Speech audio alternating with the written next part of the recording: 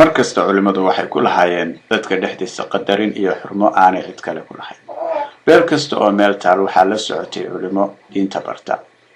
culimadu waxay baajin jireen colaado, waxay heshiis dhex dhigi jireen qabaa'ilka, waxayna ka talin jireen caaqibada iyo danta guud. waxay samayn jireen dhowrto ay beelaha oo dhammi ka qayb qaataan, ujeedaduna ahayd in ilaahay loo mahadnaqo, wanaagana la isfaro, xumaantana la iska reebo. meeshuu doona ha ka yimaado ninka culimada ahi qolada uu la joogo ayuu ka mid ahaa. waxaa loo hayay xurmo gaara. salaadiinta iyo guurjada beeshu waxay jeclaayeen fadhiyada culimada, waxayna arkayeen culimada la joogoodu inuu yahay nabaadiin xig.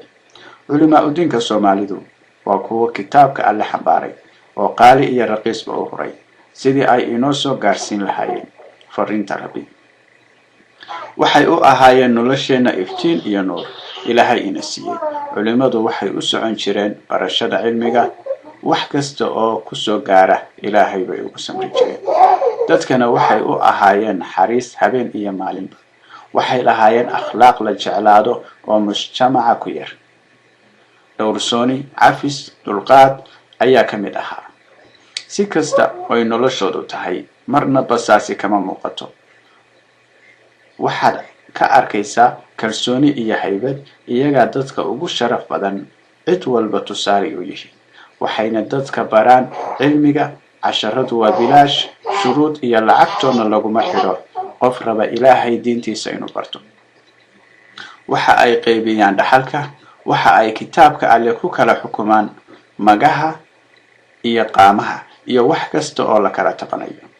waxa ay dadka u sheegaan magaca Ilaahay, inay wax ku gowracaan sunnada Nabiga sallallahu alayhi wasallam iyo raali ahaanshaha labada qof ayay wax ku meheriyaan.